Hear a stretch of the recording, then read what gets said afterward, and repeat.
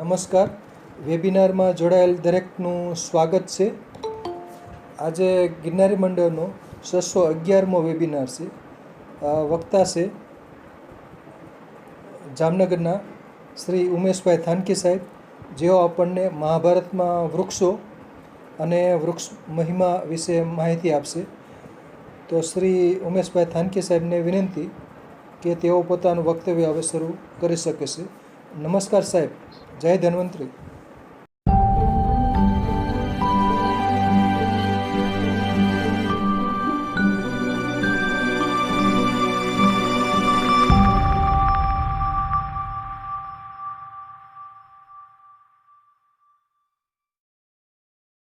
નમસ્કાર. સર્વે ગુરુજનોને મારા પ્રણામ અને ગિરનારી મંડળના વનસ્પતિ પ્રેમી અને આયુર્વેદ પ્રેમી સર્વે મિત્રોને મારા પ્રણામ. અને આજે 11મી મે 2024 અને શનિવારનો દિવસ છે. આપણો આ ગિરનારી મંડળનો આ 611મો વેબિનાર છે. મારો ગિરનારી મંડળમાં આમ જુઓ તો આ 20મો વેબિનાર છે અને 2 વેબિનાર મેં અલગ બીજા ગ્રુપમાં આપેલા છે, એટલે ટોટલ આ 22મો વેબિનાર છે. હમણાં 2 દિવસ પહેલાં જ એક અમારું બીજું ગ્રુપ છે મહાભારત 360 નામનું, એમાં મારો આ સેમ વેબિનાર હતો.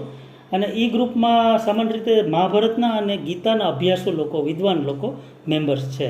તો એ લોકોની ડિમાન્ડ હતી કે આ વિષય ઉપર એક વેબિનાર તૈયાર કરો. તો મારી સ્લાઇડ્સને સ્પીચને બધું તૈયાર જ હતું, સ્ક્રિપ્ટને. એટલા માટે મને વિચાર આવ્યો કે આપણે ગિરનારી મંડળમાં પણ આ રજૂ કરી દઈએ. તો એ રીતે મેં શરૂ કર્યું છે. અને આપણે શરૂઆતમાં જોશું કે મહાભારત છે એના વિશેની આપણે ઇન્ટ્રોડક્શન જોઈએ શરૂઆતમાં, કે ઇન્ડિયાનો જે આ મહત્ત્વનો હિન્દુ શાસ્ત્રનો મહત્ત્વનો ગ્રંથ છે એનું શું મહત્ત્વ છે. આપ ટાઇટલમાં જુઓ છો કે આજનો વિષય છે કે મહાભારતમાં વૃક્ષો અને વૃક્ષ મહિમા. આ સબ્જેક્ટ જ્યારે મેં સિલેક્ટ કર્યો ને પછી મને વિચાર આવ્યો કે જે ટોટલ આપણે અલગ અલગ વનસ્પતિઓનો આપણે આજે ઉલ્લેખ કરવાનો છે એમાં માત્ર વૃક્ષો નથી, હેબિટની દ્રષ્ટિએ જોઈએ તો લતા એટલે કે ક્રીપર પણ છે, શ્રબ્સ એટલે કે ક્ષુપ પણ છે, અને નાના હર્બ્સ પણ છે. એટલા માટે ખરેખર જો વિષય એમ કહી શકે કે મહાભારતમાં વૃક્ષ મહિમા અને વનસ્પતિઓ તો પ્રોપર કહી શકાય, કેમ કે આમાં બધી પ્રકારની વનસ્પતિઓનો આજે આપણે પરિચય લેવાનો છે. હવે નેક્સ્ટ સ્લાઇડમાં આપણે જોશું કે મહાભારત છે એનું એકચ્યુઅલી શું મહત્ત્વ છે. નેક્સ્ટ ચેન્જ કરજો. મહાભારત એ હિન્દુ ધર્મનો પુરાણો ગ્રંથ છે અને વિશ્વનો સૌથી લાંબો સાહિત્યિક ગ્રંથ હોવાથી એને મહાકાવ્ય પણ કહેવાય છે. મહાભારતનું અસલી નામ ખરેખર તો જય સંહિતા હતું અને ભારતીય સંસ્કૃતિના મૂળ ગ્રંથો જે ઋગ્વેદ, સામવેદ, યજુર્વેદ અને અથર્વવેદ છે, તો મહર્ષિ વેદવ્યાસે મહાભારતની રચના કરી અને જેની ગણતરી 5મા વેદ તરીકે થઈ. તો મહાભારત 3 તબક્કામાં શરૂઆતમાં સંઘર્ષના 8800 શ્લોક છે મહાભારતમાં. ત્યાર પછી વૈશંપાયન અને જન્મેજયની જે કુરુવંશની વંશાવળી અને ધર્મના 2400 શ્લોક, અને સૂત પુરાણીએ તથા સોનકાદિક મુનિએ કથામાં જે આપેલા આખ્યાન અને ઉપાખ્યાન છે એના ટોટલ 1,00,000 શ્લોક. એમ કરીને મહાભારતમાં કુલ 18 અલગ અલગ પર્વ છે. આ 18 પર્વમાં ટોટલ 1889 જેટલા અધ્યાય છે. અને કુલ જો શ્લોકની વાત કરીએ 18 પર્વના તો 84,529 ટોટલ શ્લોક છે 18 પર્વમાં આવેલા છે. 18 પર્વ ઉપરાંતમાં પણ થોડુંક ઇન્ટ્રોડક્શન અને બીજા જે કંઈ ચેપ્ટર આપણે જોઈએ તો એ બધા ગણતરી કરી અને મહાભારતમાં ટોટલ લગભગ 1,00,000 જેટલા શ્લોકો આવેલા છે. આ એક એવો કાવ્ય ગ્રંથ છે કે જેમાં ભારતનો અનુપમ અને અલૌકિક ધાર્મિક, પૌરાણિક અને દાર્શનિક ઇતિહાસ દર્શાવવામાં આવ્યો છે. આ કૃતિ એ પ્રાચીન ભારતના ઇતિહાસની એવી ગાથા છે કે જેમાં હિન્દુ ધર્મનો પવિત્રતમ ગ્રંથ ભગવદ્ ગીતા સંમિલિત છે. એટલે ભગવદ્ ગીતા એ સંપૂર્ણ આજે મહાભારત છે એનો એક ભાગ જ છે. અને મહાભારતના રચયિતા વેદવ્યાસ છે અને તેના લહિયા એટલે કે લેખક શ્રી ગણેશજી છે. તેનો રચનાકાળ જો આપણે જોઈએ તો લગભગ ઈસવીસન પૂર્વે 3100નો ગણાય છે. તો એનો અર્થ એમ કે આ 2024ની સાલ અત્યારે ચાલે છે એમાં આપણે 3100 વર્ષ ઉમેરીએ તો ટોટલ 5124 વર્ષ પહેલાંની આખી આ કથા છે. આ મહાન ગ્રંથમાં ન્યાય, શિક્ષા, ચિકિત્સા, જ્યોતિષ, યુદ્ધનીતિ, યોગશાસ્ત્ર, અર્થશાસ્ત્ર, વાસ્તુશાસ્ત્ર, શિલ્પશાસ્ત્ર, ખગોળવિદ્યા તથા ધર્મશાસ્ત્રનું પણ વિસ્તારથી વર્ણન કરવામાં આવ્યું છે. એટલે આ મહાભારત એક એવો હિન્દુ ધર્મનો ગ્રંથ છે, રામાયણ અને મહાભારત, જેને આપણે મહાકાવ્ય કહી શકીએ. અને મહાભારતનું જે યુદ્ધ છે જેમાં ઉલ્લેખ છે એ ટોટલ 18 દિવસ સુધી યુદ્ધ ચાલ્યું હતું. તો આ રીતે જોઈએ તો લગભગ 5124 વર્ષ પહેલાંનો આખો આ ઇતિહાસ છે. ને આપણે જે આ જે વનસ્પતિઓની આપણે ચર્ચા કરવાના છીએ એ વનસ્પતિઓનો ઉલ્લેખ આટલા 5124 વર્ષ પહેલાં મહાભારત ગ્રંથમાં જે થયો હતો સંસ્કૃત નામોથી, એનો આપણે આજે રૂબરૂ પરિચય કરવાનો છે. નેક્સ્ટ સ્લાઇડમાં આપણે જોશું કે મહાભારતમાં આરણ્યક સંસ્કૃતિ છે. કેમ કે આપણે જ્યારે વૃક્ષની ચર્ચા કરીએ છીએ ત્યારે આપણે ત્યાંની એ જમાનાની આરણ્યક સંસ્કૃતિ શું હતી એ જાણવું જરૂરી છે. તમે સ્લાઇડમાં જુઓ છો કે પાંડવો જે છે એ એમના વનવાસ દરમિયાન જે આરણ્ય એટલે કે વનની અંદર જે વિહાર કરતા હતા એની આ સ્લાઇડ છે. તો મહાભારતના સમયના વૃક્ષો અને વૃક્ષ મહિમા વિશે આપણે ચર્ચા કરતાં પહેલાં આ વનો વિશે જાણવું બહુ જ જરૂરી છે. અને બીજું કે મહાભારતની અંદર કૌરવો અને પાંડવોને નાનપણમાં ગુરુ દ્રોણાચાર્ય દ્વારા વિવિધ પ્રકારનું જ્ઞાન અને શિક્ષા આવા આરણ્યક એટલે કે વનમાં આવેલા આશ્રમોમાં આપવામાં આવેલું હતું. અને પાંડવોએ એમની શરત અનુસાર 12 વર્ષનો વનવાસ અને 1 વર્ષનો અજ્ઞાતવાસ છે એ આવા વનોમાં જ વિતાવેલો હતો. એ જમાનામાં વિવિધ વૈદ્ય દ્વારા લોકોની સારવાર માટે આવા આરણ્ય એટલે કે વનમાંથી જ જડીબુટ્ટીઓ એકઠી કરી અને પછી લોકોની સેવા કરવામાં આવતી. કારણ કે એ વખતે એટલા બધા આજે જે જોવા મળે છે એવા કોઈ રોગો ન હતા, મર્યાદિત રોગો હતા. અને જડીબુટ્ટીઓના જ્ઞાતા જે વૈદ્ય લોકો છે, રાજવૈદ્ય છે, બાકી સામાન્ય જનતા માટેના જે વૈદ્ય છે, એ લોકો આવા વનોમાંથી જ એની જડીબુટ્ટીઓ એકઠી કરી અને લોકોની શુશ્રૂષા કરતા હતા. અને ભારત વર્ષમાં મોટાભાગના શહેરો અને નગરોની રચના છેલ્લા 500 થી 600 વર્ષમાં જ થઈ છે. તો એ પહેલાં મનુષ્ય સભ્યતા નદી કિનારે નાના નગરોમાં અને આવા અરણ્યોમાં જ વિકસી હતી. અને હિન્દની સંસ્કૃતિનો વિસ્તાર જ આવા વૃક્ષ પ્રચુર વનમાં થયેલો છે. આવા અરણ્યો જ મનુષ્યની ખોરાક તથા રહેઠાણની જરૂરિયાત પૂરી પાડતા હતા. ત્યારે જલવાયુ પરિવર્તન કે ગ્લોબલ વોર્મિંગની સમસ્યા ન હતી. તો આવા વનોના નાશથી જ પૃથ્વી છેલ્લા 100 વર્ષથી પર્યાવરણની સમસ્યાનો સામનો કરી રહી છે.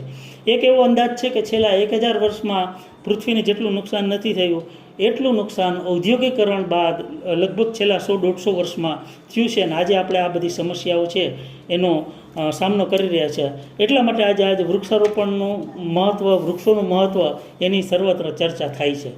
હવે આપણે નેક્સ્ટ સ્લાઇડમાં જોશું કે મહાભારતની અંદર ટોટલ કેટલા આરણ્યો અથવા તો વનો ઉપવનો છે એની યાદી બતાવવામાં આવેલી છે.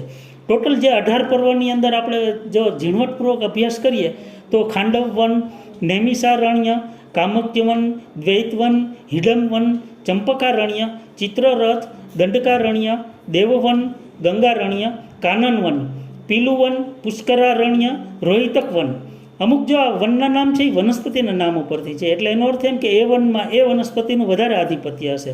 પછી સંધવારણ્ય, શાલિભવન, શ્રવણાલય, તુંગકારણ્ય, ઉત્પલવન, પછી વિશાખયુપ, નંદનવન, મિશ્રતવન, દિવ્ય ચૈત્રરથવન, વૈપરાજવન, લત્તા વેસ્ટ વન, મહાનવન, પછી પાંચજન્યવન, સર્વર્તુકવન, મેરુ પ્રભવન, પછી તાલવન, પુષ્પકવન, ચાત્રપુષ્યવન, સતપત્રવન, કરવીરવન એટલે કરણનું જેમાં વધારે આધિપત્ય છે. ત્યાર પછી કુસુંબીવન, રમણવન અને ભાવનવન. આ શરૂઆતના જે 5 વન છે એનો તો વિગતવાર વર્ણન જોવા મળે, પણ બાકીના જે વનની યાદી આપણે જોઈએ આ 37માંથી, તો એ લગભગ સભા પર્વના અધ્યાય 38ની અંદર આનું વિગતવાર એટલે કે ઉલ્લેખ કરવામાં આવ્યો છે વનનો. તો આ જે વન છે એમાં ખાંડવ વન છે એ હાલ ક્યાં આવેલું છે જો એ આપણે ચર્ચા કરીએ તો યમુના નદીના પશ્ચિમ કિનારે પાંડવોએ ઇન્દ્રપ્રસ્થ બનાવવા માટે આ વનનો નાશ કરી અને ખાંડવનો ત્યાં ઇન્દ્રપ્રસ્થની રચના કરી હતી. અને અત્યારે હરિયાણા રાજ્યના સોનીપત જિલ્લામાં ખરખૌદા તાલુકામાં ખંડ નામનું એક ગામ છે. એટલે એ જગ્યા અત્યારે આ વનની છે એ ઓરિજિનલી હોઈ શકે. ત્યાર પછી નૈમિષારણ્ય વન છે એ હાલ લખનૌથી 94 કિલોમીટર દૂર સીતાપુર જિલ્લામાં ગોમતી નદીને કિનારે આવેલું છે. આનો પણ બહુ જ વિગતવાર મહાભારતની અંદર ઉલ્લેખ કરેલો છે નૈમિષારણ્યનો. પછી કામ્યક વન એ હાલ હરિયાણા રાજ્યના ની અંદર આ સ્થળ છે. અને પાંડવોએ એના વનવાસનો મોટાભાગનો સમય આ કામ્યક વનની અંદર વિતાવ્યો હતો. ત્યાર પછીનું જે દ્વૈત વન છે એ હાલ સરસ્વતી નદી, અત્યારે સરસ્વતી નદી ખરેખર લુપ્ત થયેલી છે, પરંતુ એક જમાનામાં આપણા પુરાણા ગ્રંથોમાં એનો બહુ જ ઉલ્લેખ છે. તો સરસ્વતી નદીના કિનારે કામ્યક વનના દક્ષિણે આવેલું આ દ્વૈત વન છે. ત્યાર પછી હિડમ્બ વનનો ઉલ્લેખ જો આપણે જોઈએ તો ભીમ અને હેડમ્બાની જે પ્રણય ગાથા જે વનમાં વર્ણવેલી છે અને જ્યાં એમના પુત્ર ઘટોત્કચનો જન્મ થયેલો એ જગ્યા એટલે હિડમ્બન. અને હાલ જોઈએ તો એ લુણાવાડાથી 25 કિલોમીટર દૂર આવેલું છે. અને એક માન્યતા બીજી એ પણ છે કે આપણે અહીં પાટણ વાવની બાજુમાં પણ એક આ હિંડમ્બન આવેલું છે. એટલે બે અલગ અલગ જગ્યાને અત્યારે હિંડમ્બન તરીકે લોકો ઓળખે છે. હવે બેમાંથી ખરેખર સાચું કયું એ સંશોધનનો વિષય છે. તો આવી રીતે આપણે સભા પર્વની અંદર જે 38ના અધ્યાયની અંદર જે અલગ અલગ વનનો ઉલ્લેખ કર્યો છે એની આપણે યાદી જોઈ. આ વનની યાદી ઉલ્લેખ કરવાનું કારણ એટલા માટે છે કે આ જે વન એવા હતા કે જેની અંદર આપણે જે અલગ અલગ વનસ્પતિઓનો ઉલ્લેખ જોઈએ છીએ મહાભારતમાં, એ વનસ્પતિઓ પ્રચુર માત્રામાં ત્યાં જોવા મળતી હતી. અને બધી જ પ્રકારની વનસ્પતિ, એટલા માટે કે એમાં વૃક્ષો હોય, ક્ષુપ હોય, પછી નાના છોડ હોય અને લતાઓ પણ હોય.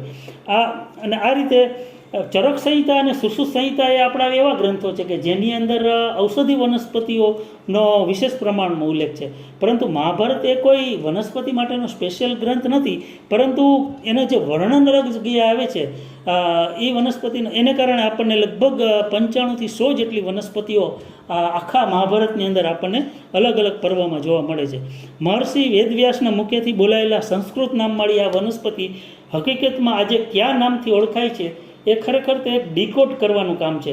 અને વનસ્પતિ શાસ્ત્રીઓએ ડીકોડ કરીને સાબિત કર્યું છે કે 5000 વર્ષ પહેલાં જે તે વિસ્તારમાં ઉગતી એ વનસ્પતિ આજે પણ એ જ વિસ્તારમાં જોવા મળે છે. તો આ તથ્યને આપણે બીજી રીતે મૂલવીએ તો આપણે એમ કહી શકાય કે જેવી રીતે આપણે મહાભારતના સત્યતા ચકાસવા માટે કાર્બન ડેટિંગ કરીએ છીએ અથવા તો પુરાતત્વકીય અશ્મિઓ છે એની ઓળખ કરી અને આપણે એવું પ્રતિપાદિત કરવાનો પ્રયત્ન કરીએ છીએ કે મહાભારત એ ખરેખર કોઈ કાલ્પનિક ગ્રંથ નથી, પરંતુ હકીકત એક હકીકત છે કે જે 5200 વર્ષ પહેલાં ભારતમાં એ થઈ ગઈ છે. તો એવી રીતે આ એક વનસ્પતિજન્ય સાબિતી છે. આજે આપણે ધારો કે જે વનસ્પતિ આજે જોઈએ છે એ જ વનસ્પતિ 5200 વર્ષ પહેલાં એ જ વિસ્તારમાં જોવા મળતી હતી. એટલે આપણે એને એક વનસ્પતિજન્ય સાબિતી ગણી શકીએ. ઉદાહરણથી આપણે જો સમજીએ તો પાંડવોએ એના શસ્ત્રોને અજ્ઞાતવાસમાં જતી વખતે મરુભૂમિમાં જે સમી વૃક્ષની બખોલમાં સંતાડ્યા હતા, સમી એટલે ખીજડો, તો એ જ વિસ્તારમાં એવા જ સમી વૃક્ષ આજે અસ્તિત્વમાં છે. ભલે સમી વૃક્ષનું આયુષ્ય કદાચ 100 થી 150 200 વર્ષનું જ હોય, તો એ વૃક્ષ આજે ઊભું ન હોય 5000 વર્ષથી, પરંતુ એ જ વિસ્તારમાં એ જ પ્રકારના સમી વૃક્ષ છે આજે જોવા મળે છે. તો એનો અર્થ એમ થાય કે મહાભારતમાં જે સમી વૃક્ષનો ઉલ્લેખ હતો એ જ સમી વૃક્ષ આજે એ જ વિસ્તારમાં જોવા મળે છે. પુરાણા ગ્રંથોમાં વનસ્પતિના સંસ્કૃત નામો એના રંગ, રૂપ, સ્વાદ, ખાસિયત વગેરે ધ્યાનમાં રાખી અને નક્કી કરવામાં આવતા હતા. આપણે જો ઉદાહરણથી સમજીએ તો શંખ જેવું પુષ્પ ધરાવતી વનસ્પતિ એટલે શંખપુષ્પી, બરાબર.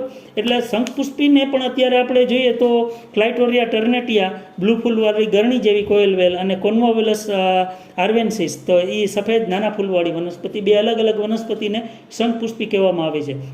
બીજું કે બ્રાહ્મીમાં પણ આપણને બે અલગ અલગ પ્રકારની વનસ્પતિ છે એનું અસ્તિત્વ જોવા મળે છે.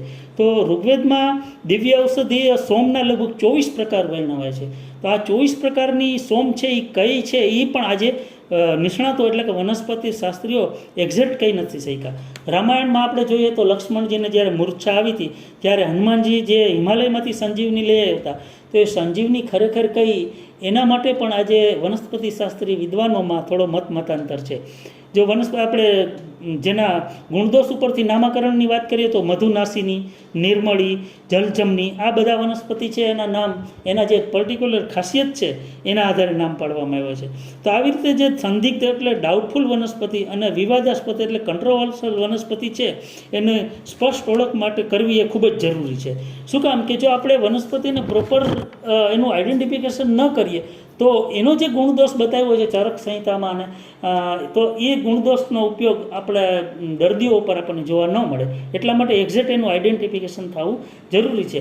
આ એક મુદ્દો જે છે એ 16 થી 19 ફેબ્રુઆરી 1998માં Indian Institute of Science Bangalore મુકામે એક જ્યારે ઇન્ટરનેશનલ કોન્ફરન્સ મળી હતી સમગ્ર વર્લ્ડના બોટનિસ્ટની, જેમાં 400 જેટલા વનસ્પતિ શાસ્ત્રીઓ એકઠા થયા હતા. એ international conference on medicinal plants હતી.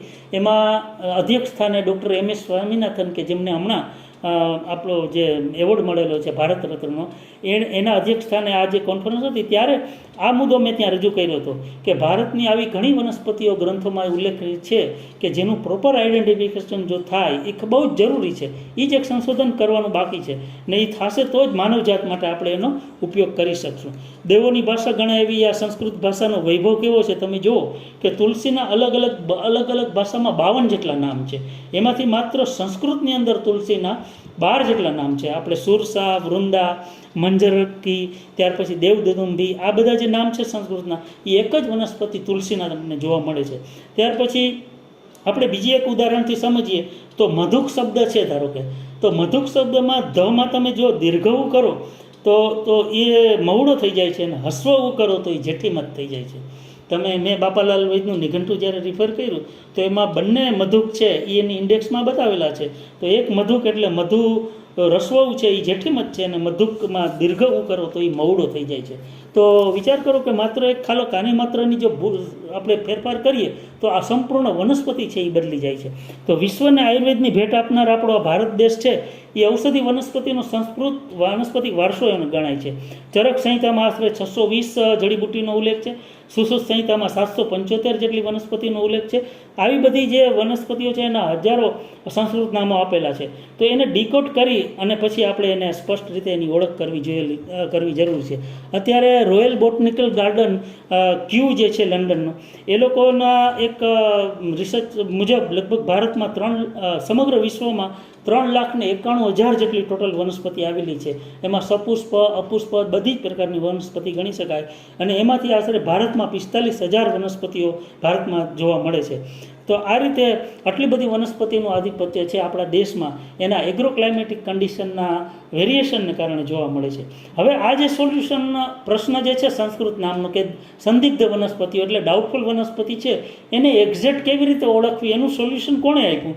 તો કે કાર્લ લિનિયસ કરીને એક જે સ્વીડિશ બાયોલોજિસ્ટ થઈ ગયો, એને જેને ફાધર ઓફ ટેક્સોનોમી ગણાય છે, એણે 1751માં એક દ્વિનામી નામાકરણ પદ્ધતિ, જેને આપણે ઇંગ્લિશમાં બાયનોમિનલ નોમેનકલ્ચર કહી શકીએ, એ પદ્ધતિ વિકસાવી. એમાં દરેક વનસ્પતિ છે એનું 2 શબ્દોમાં નામ હોય છે. પહેલો શબ્દ જીનસ છે અને બીજો સ્પીસીસ છે.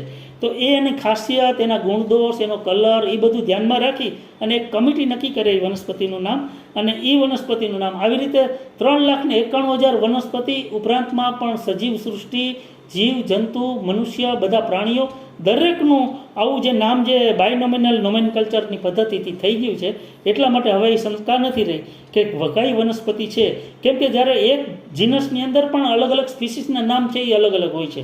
અને તમે જોયું હશે કે કોઈ પણ બોટનિકલ નામ એટલે કે લેટિન નામ છે એમાં પાછળ 2 શબ્દો પછી LINN શબ્દ આવે છે.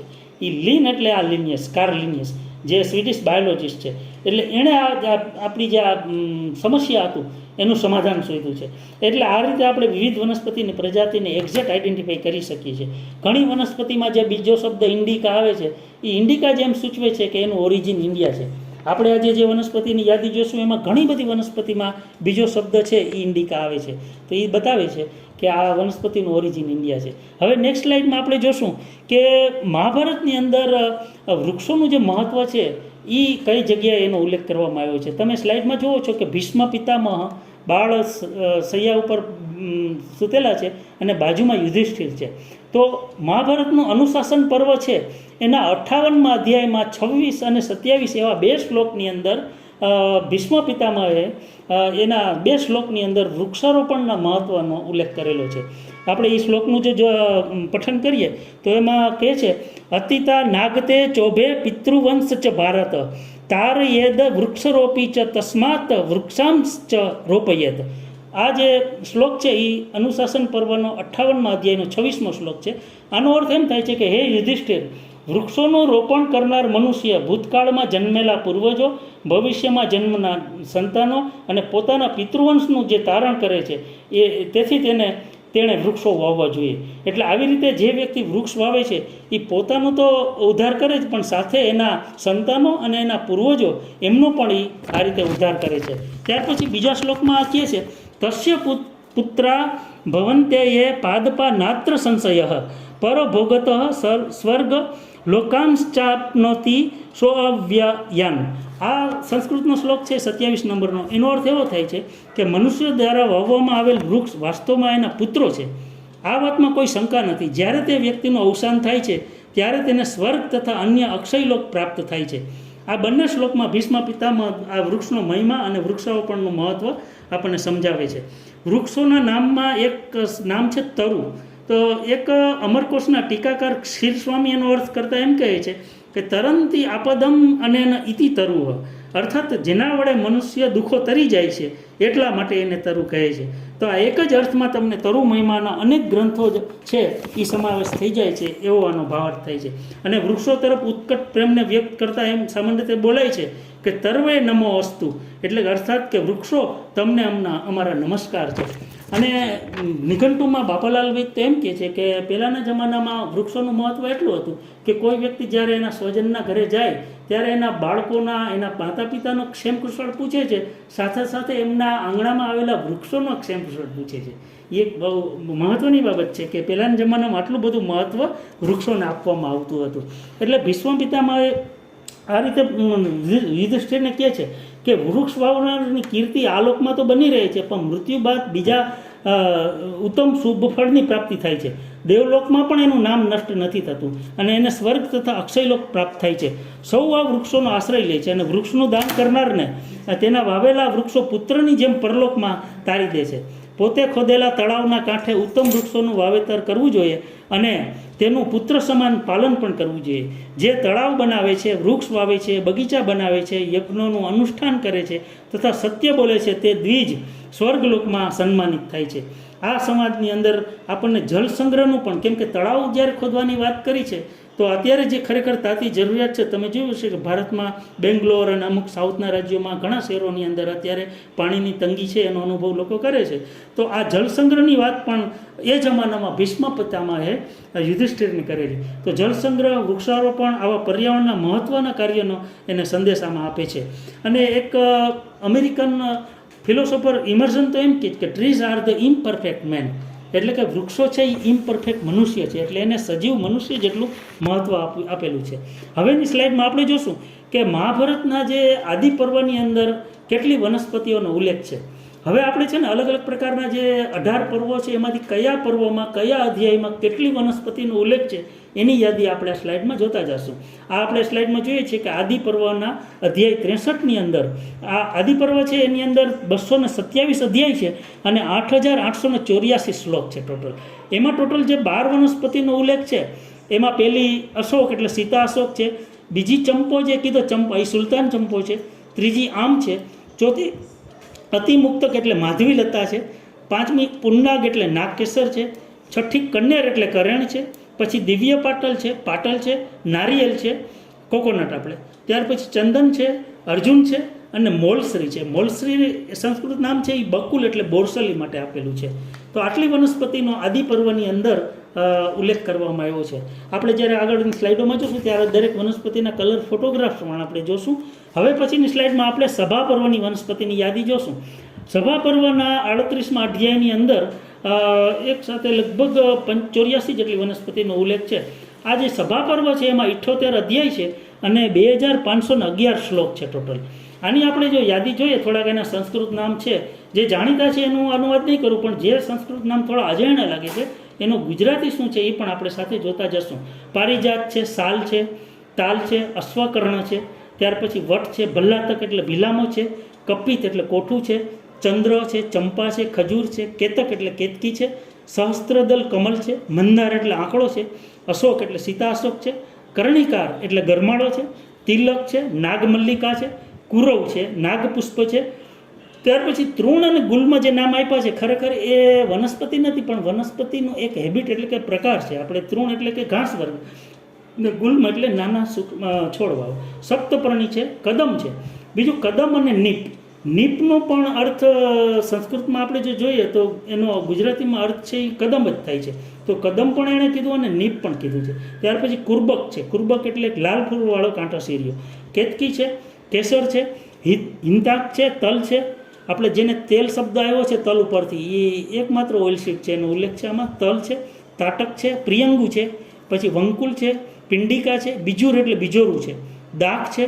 આમાં છે ને થોડી સંદિગ્ધ વનસ્પતિની આપણે જ્યારે યાદની જોશું એમાં દાખ છે કે જે હજી ઓળખાઈ નથી. ત્યાર પછી આંવલા એટલે કે આંબળા છે. મુન્નકા શબ્દ આવ્યો છે. તો આયુર્વેદની અંદર મુન્નકા એટલે તો આપણે કિસમિસ જે છે, જે સૂકી દ્રાક્ષ છે એને આપણે મુન્નકા કહીએ છીએ. તો એમાં આ લોકો જે વર્ણન જે આવ્યું છે એની અંદર મુન્નકા શબ્દ આવે છે. જામુન એટલે જાંબુ છે, આમ એટલે આંબો છે, કઠલ એટલે ફણસ છે, અંકોલ, ત્યાર પછી તિલ છે, તિંદુક છે, અને લીચુક છે એટલે કે લીચી છે, ક્ષિરિકા છે, કંટકી. કંટકીના બે અર્થ થાય છે, એક વિકડો પણ થાય છે અને બીજી કાંટાવાળી બોર પ્રકારની વનસ્પતિ. પછી નારિયેલ છે, ઇંગુદ એટલે ઇંગોરિયો છે, ઉત્કાસ વન છે, પછી કંદલી વન છે, જાતિ છે, મલ્લિક છે, પાટલ છે, તૈતબ છે. પછી બંધુજીવ એટલે એક જાતની જાસૂદની વેરાયટી છે, પ્રવાલ છે, કાશ્મરી એટલે સવન છે, પ્રિયંગુલતા છે, બેર એટલે બોર છે, જવ છે, સ્પંદન છે, સ્પંદન એટલે તણત છે, ચંદન સમી, પછી બિલ્વ એટલે બિલ્લી છે, પલાસ બર્ડ, ગુલ્લર એટલે આપણું આ ઉમરો છે, દ્વિદલ. દ્વિદલ શબ્દ કીધું, ખરેખર દ્વિદલ એ દ્વિદળ વનસ્પતિ માટે વાપરેલું છે, એની કોઈ સ્પેસિફિક સંસ્કૃત નામ નથી વનસ્પતિનું. પારિભદ્ર એટલે પનરવો છે, પછી ઇન્દ્રવૃક્ષ છે એટલે ઇન્દ્રક છે, અર્જુન વૃક્ષ છે, ચીરબિલ્વ એટલે કણજો છે, શોભંજન એટલે આપણું આ સરગવો છે, ભલ્લટ છે, અશ્વપુષ્પ છે, સર્જ. સર્જ એક ડાઉટફુલ છે, આમાં એનો અર્થ નથી મળ્યો. કમલ છે, રોહિતક એટલે રગત રોયડો છે, પાટલા છે, અસ્વસ્થ એટલે આપણો પીપળો છે, લવંગ છે, સુપારી છે, તાંબુલલતા એટલે નાગરવેલ છે, અને છેલ્લે જીવંતિકા છે. હવે આમાં એક ઇન્ટરેસ્ટિંગ વાત એ છે કે સભા પર્વનો એક 4 નંબરનો અધ્યાય છે, ચોથો અધ્યાય. એમાં એક જગ્યાએ વર્ણન એવું આવે છે કે યુધિષ્ઠિર 10,000 બ્રાહ્મણો માટે ભોજનની વ્યવસ્થા કરે છે. તો એ જે ભોજન સમારંભ છે એની અંદર જે અલગ અલગ વ્યંજનો એટલે કે વાનગીઓ બનાવેલી, એ વાનગીઓની જ્યારે યાદી આવે છે એમાં એક જગ્યાએ જીવંતિકાનો ઉલ્લેખ આવે છે. તો તમે જુઓ કે જીવંતિકા આપણે એટલે કે આપણું ખરખોડી એટલે ડોડી. હવે આયુર્વેદની અંદર ખરખોડી ડોડીને ઉત્તમ ભાજી કીધી છે. તો એનો અર્થ એમ થાય કે મહાભારત વખતમાં પણ જીવંતિકા છે એનો રસોઈમાં એક ભાજી તરીકે ઉપયોગ થતો હતો. તો આ વસ્તુ જ્યારે મેં સાંભળી ત્યારે મને એ જાણીને આશ્ચર્ય થયું કે આપણી ખરખોડી ડોડી જે કોમન વનસ્પતિ છે, જે ચક્ષુષ્ય છે અત્યારે, અને દૂધ ઉત્પન્ન કરતી વનસ્પતિ લેપ્ટાડિનિયા, એ વનસ્પતિનો ઉલ્લેખ પણ મહાભારતની અંદર છે. હવેની સ્લાઇડમાં આપણે જોશું કે વન પર્વ છે એની અંદર કેટલી વનસ્પતિનો ઉલ્લેખ છે. હા, આની અંદર વન પર્વના અધ્યાય 24ની અંદર લગભગ 22 જેટલી વનસ્પતિ, 21-22 વનસ્પતિનો ઉલ્લેખ છે. અને એના ટોટલ 269 અધ્યાય છે વન પર્વમાં, અને 11,664 શ્લોક છે વન પર્વમાં. હવે આપણે આની યાદી જોઈએ તો તમાલ એટલે તમાલપત્ર, તાલ એટલે આમ પામ, આમ એટલે આપણી કેરી, મહુવા એટલે મવડો. ત્યાર પછી મેં આમાં જે નીમ લખ્યું પણ ખરેખર મેં ફરી પાછું રિફર કર્યું ને તો એ નીમ નથી પણ નીપ છે. અને નીપનો અર્થ બાપાલાલ વૈદ ધીંગટુંગમાં કહે છે કે એ કદમ છે. પછી પાછું એને કદમ પણ રિપીટ બીજી વાર કર્યું છે. સાલ છે, અર્જુન છે, કન્નેર એટલે કરેણ છે, બદ્રી એટલે બોર છે, બિલ્વા એટલે બિલ્લું છે, ઇંગુદ એટલે ઇંગોરિયો છે, કરીર એટલે કેયડા છે, ખદીર એટલે ખેર છે, પીલું છે, પ્લક્ષ એટલે આપણે પીપર જેને કહીએ છીએ એ છે, રોહિતક એટલે રગત રોયડો છે, સ્નુહી શબ્દ છે એ થોરની જાત માટે છે, શિરીષને આપણે ઓળખીએ છીએ, વટ છે, અને વેતસ એટલે બાંબુ. બાંબુની અલગ અલગ 3-4 નામ આવે છે અલગ અલગ પર્વમાં, એટલે બાંબુનો એ સારો એવો ઉલ્લેખ કર્યો છે. હવે આમાં એક 22મું નામ મેં આમાં લિસ્ટમાં સ્લાઇડમાં નથી લખ્યું, પણ એક સૌગંધિક પુષ્પનો એવો સારો એવો ઉલ્લેખ આવે છે. ભીમ જ્યારે દ્રૌપદી માટે બ્રહ્મકમળ લેવા જાય છે તે સૌગંધિક પુષ્પનું જે વર્ણન છે ને એ જોતાં એવું લાગ્યું કે એ બ્રહ્મકમળ છે એનું જ વર્ણન છે. તો આવી રીતે ટોટલ 22 વનસ્પતિનો વન પર્વની અંદર ઉલ્લેખ છે. ત્યાર પછીની સ્લાઇડમાં આપણે જોશું કે દ્રોણ પર્વમાં કેટલી વનસ્પતિનો ઉલ્લેખ છે. આ 9 નંબરની સ્લાઇડમાં બતાવ્યું છે કે દ્રોણ પર્વમાં 117 જેટલા અધ્યાય છે અને 8,909 જેટલા શ્લોક છે ટોટલ. અને એની અંદર જે ટોટલ આપણે વનસ્પતિની યાદી જોઈએ તો 10 જેટલી વનસ્પતિનો ઉલ્લેખ છે. એમાં પહેલું નામ છે અરિમેદ. અરિમેદનો જ્યારે મેં સંસ્કૃતના ઓલામાં ગ્રંથોમાં જોયું તો હરમો બાવળ છે એના માટેનો અરિમેદ શબ્દ છે. બદ્રી એટલે બોર છે. ત્યાર પછી ચંપક એટલે ચંપો, સુલતાન ચંપો છે. જ્યાં જ્યાં ચંપાનો ઉલ્લેખ છે એકચ્યુઅલી સુલતાન ચંપો હોઈ શકે. ઇંગુદ એટલે ઇંગોરિયો છે, કરીર એટલે કેયડા છે, કોવિદાર એટલે કાંચનાર છે, ન્યગ્રોધ એટલે વડ છે, પીલું એટલે આપણે જેને મેસવાક જે કહીએ છીએ ખારીજાર મીઠીજાર, પ્લક્ષ એટલે પીપર છે, અને સમી એટલે ખીજડો છે. તો આટલી વનસ્પતિનો ઉલ્લેખ દ્રોણ પર્વની અંદર કરવામાં આવ્યો છે. ત્યાર પછીની સ્લાઇડમાં આપણે જોશું કે શલ્ય પર્વમાં કેટલી વનસ્પતિનો ઉલ્લેખ છે. ટોટલ 17 વનસ્પતિ છે. શલ્ય પર્વ જે છે એની અંદર 59 અધ્યાય છે અને 3,220 ટોટલ શ્લોક છે. અને એની અંદર આ જે 17 વનસ્પતિની યાદી આપણે જોઈએ તો પહેલું અમૃતક એટલે અંબાડો છે. ત્યાર પછી અશ્વત્થ એટલે પીપળો છે. અતિમુક્તક એટલે એક વેલ વનસ્પતિની જાત છે, ફૂલવાળી વનસ્પતિ છે. બદ્રી એટલે બોર છે, બિલ્વ એટલે બિલ્લી છે, ઇંગુદ એટલે ઇંગોરિયો છે, કરીર એટલે કેરડા છે. તમે જુઓ કે આ જે અગાઉની જે પર્વમાં જે વનસ્પતિ જોઈ એ રિપીટેશન પણ થાય છે. કુષ્માંડ એટલે ભૂરું કોળું છે. કાશ્મરીય એટલે સવન છે, પલાસ એટલે ખાખરો કેસુડો છે, પનસ એટલે ફણસ છે, પારિજાતને તો આપણે બધા ઓળખીએ છીએ, અને પરુષક એટલે ફાલસા છે, પીલું છે, પ્લક્ષ એટલે પીપર છે, સમી એટલે ખીજડો છે, અને વિભિતક એટલે બૈડા છે. આમાં જે પારિજાત શબ્દ આવ્યો ને, તો પારિજાત ખરેખર બે વનસ્પતિ અલગ અલગ છે એને કહે છે, પણ એમાં જે કેસરી દાંડલીવાળા ફૂલવાળી વનસ્પતિ છે એ જ પારિજાત આમાં હોઈ શકે. કારણ કે ઓલું જે પારિજાત છે, જે આપણે જેને રૂખડો કહીએ છીએ, એડેન્સોનિયા ડિજિટાટા, એ મહાભારતમાં એટલા માટે ન હોઈ શકે કે એનું ઓરિજિન છે એ આફ્રિકા છે, અને 5200 વર્ષ પહેલાં કદાચ એ ભારત દેશમાં ન હોઈ શકે. ત્યાર પછીની સ્લાઇડમાં આપણે જોશું કે અનુશાસન પર્વની અંદર ચ્યવન ઋષિ તથા રાજા કૃષિકનો જે સંવાદ છે એમાં 54મા અધ્યાયમાં 11 નંબરની સ્લાઇડ છે, એમાં અનુશાસન પર્વમાં 54મા અધ્યાયમાં કુલ 146 અધ્યાય છે અને 8000 જેટલા શ્લોકો છે.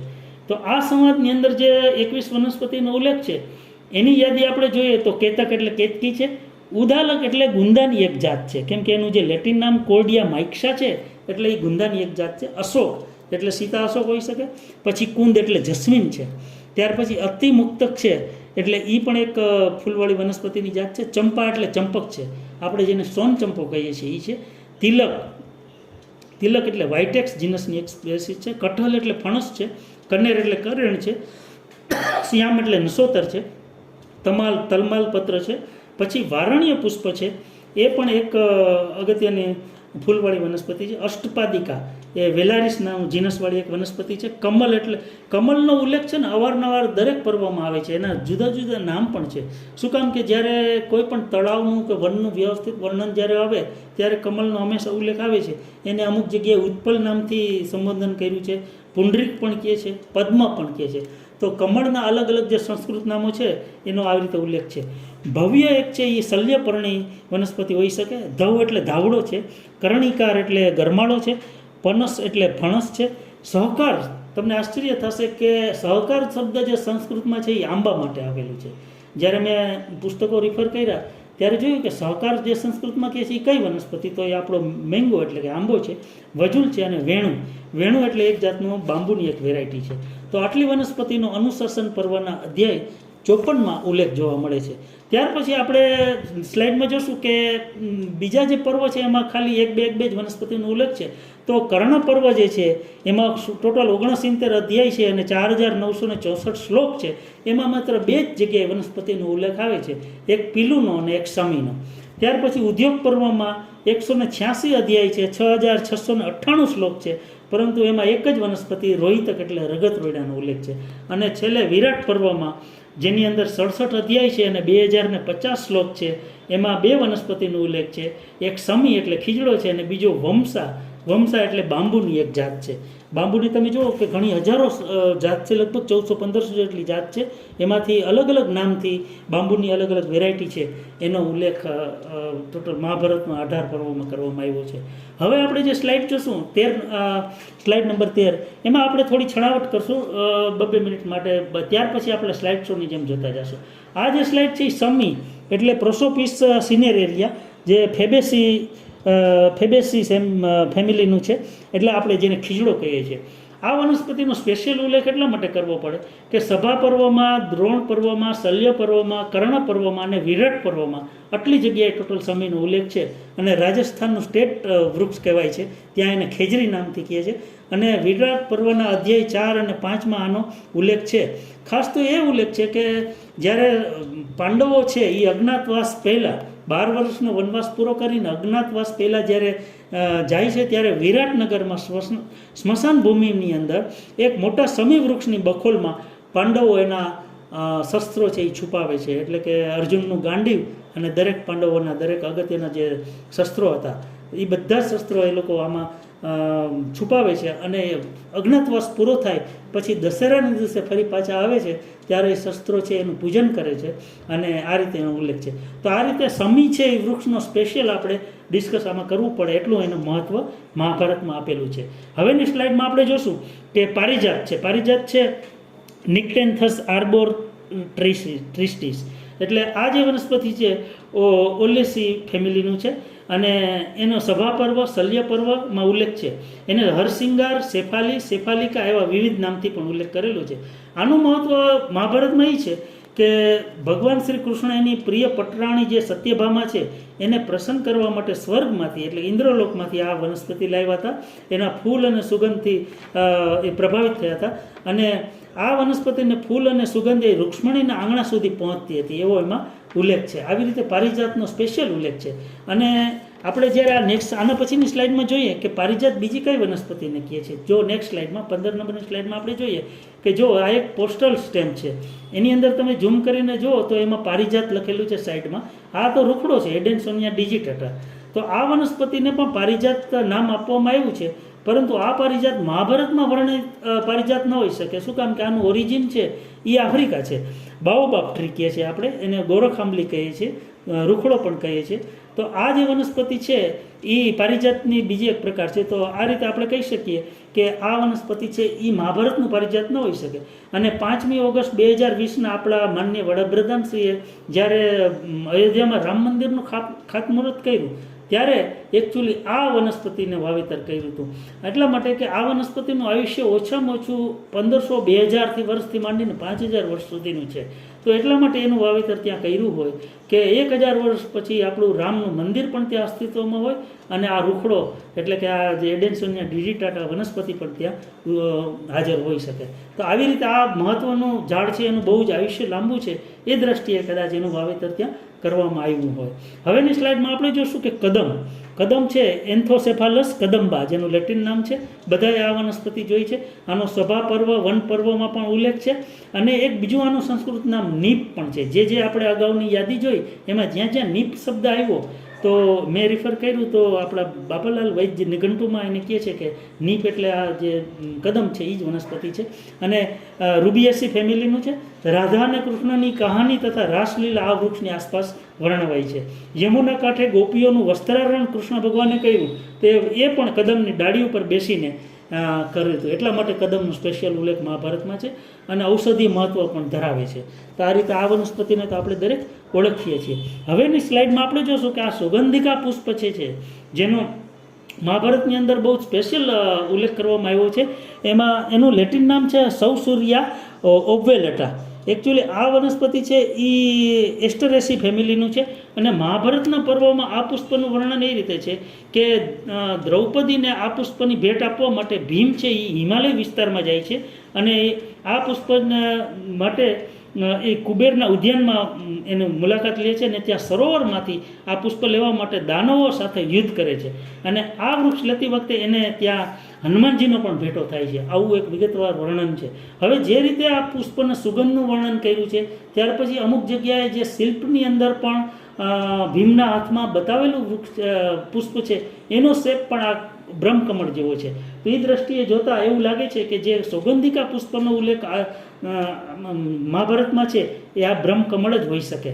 તો એ રીતે આનું મહત્ત્વ બહુ જ વધારે આંકવામાં આવ્યું છે અને એ ત્યાંનું ઉત્તરાખંડનું સ્ટેટ ફ્લાવર પણ છે. પછીની સ્લાઇડમાં આપણે જોશું આ જે જીવંતિકાની મેં વાત કરી લેપ્ટેડેનિયા રેટિક્યુલેટા. તો આ જીવંતિકાનો ઉલ્લેખ મેં કીધું એ પ્રમાણે સભા પર્વના અધ્યાય 4ની અંદર યુધિષ્ઠિરે જે 10,000 બ્રાહ્મણો માટે ભોજનની વ્યવસ્થા કરી હતી ત્યારે એની રસોઈની વાનગીઓની જે યાદી આવે છે એમાં આનો ઉલ્લેખ કરવામાં આવ્યો છે જીવંતિકાનો. એટલે એ દ્રષ્ટિએ જોઈએ તો આ જીવંતિકા આટલા 5,200 વર્ષ પહેલાં પણ મહાભારતમાં પણ વર્ણિત થયેલી છે. ત્યાર પછીની સ્લાઇડમાં આપણે જોશું જો વડને બધા જ ઓળખીએ છીએ. અમુક જગ્યાએ ન્યગ્રોધ શબ્દ વાપર્યો છે, બર્ડ પણ કીધું છે, વટ પણ કીધું છે. ફાઇકસ બેંગાલેન્સિસ અને મોરેસી ફેમિલીનું છે.